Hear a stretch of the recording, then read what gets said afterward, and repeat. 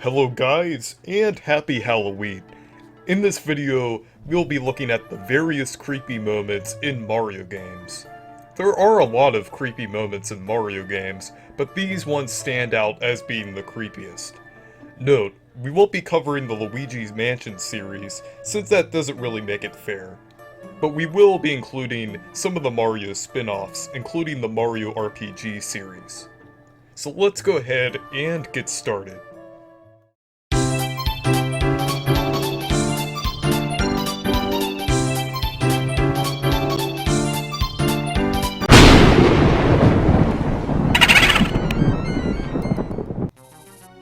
Super Mario Sunshine has a few different bosses, but the Phantom Manta is completely different from the other bosses in the game.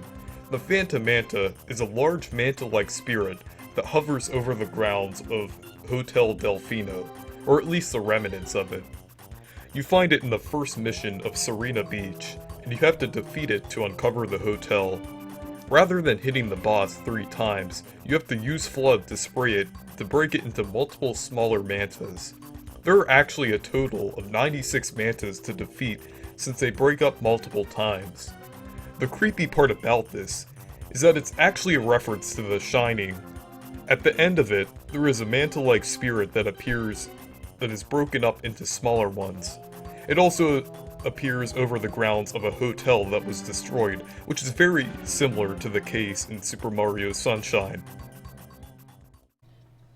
The Hell Valley Sky Trees have been a mystery for a long time in Super Mario Galaxy 2. Basically, they are textures in the background of Shiverburn Galaxy that appear as weird-looking creatures. They almost give off an appearance that they are stalking over Mario in the level, since they appear over Mario and even appear to follow Mario. There still isn't much information known about these textures, since Nintendo haven't released any information about them, so it still remains a mystery. In Super Mario 3D Land, a similar being also appears at the end of World 4-4. The figure in 3D Land is slightly different from the ones in Galaxy 2, but is still equally as mysterious.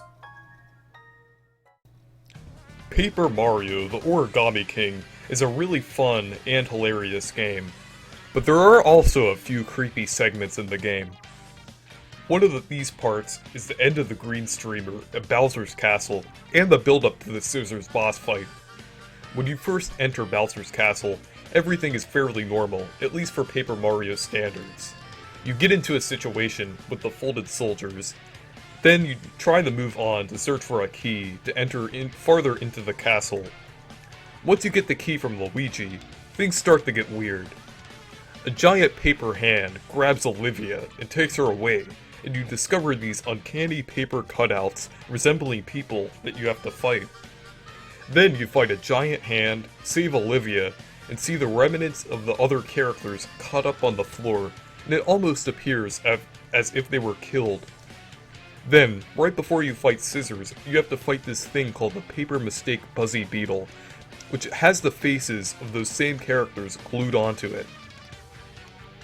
They could really pull off this scene like this only in a Paper Mario game, since the pieces of the other characters would really look horrific if they were not paper. Did I mention that the T in Captain Toad stands for terrifying? Super Mario 64 is an amazing game that defined the 3D games as a whole, but there are definitely some creepy parts of the game. 2 worlds in this game, in particular, usually come to mind when looking at the creepy aspects of Super Mario 64. Big Boo's Haunt and Wet Dry World. It's kind of obvious that Big Boo's Haunt is meant to be creepy, since it takes place in a haunted mansion filled with ghosts. The creepy music and the gritty texture definitely set the tone of this world. There are also these creepy books that fly at you, creepy giant eyes, and the infamous angry piano that caused a lot of nightmares for children. Wet Dry World, on the other hand, isn't intentionally creepy, rather it just gives off weird vibes. The infamous Mario Iceberg classifies Wet Dry World as having a negative aura, and it's not hard to understand why. The skybox is based on an actual image, and it looks really weird how it's photoshopped. Many of the textures look off, and you flood a realistic-looking city. Super Mario 64 may not be creepy, but there are a few parts of it that seem a little uncanny. Also, every copy of Mario 64 is personalized. You want fun? Wario show you fun! Super Paper Mario definitely has the best story in a Mario game, by far, and most of the game is weird. And I mean it's weird in a good way. There are a lot of interesting things in this game that you wouldn't see in many other Nintendo games, and one of those things is Mimi.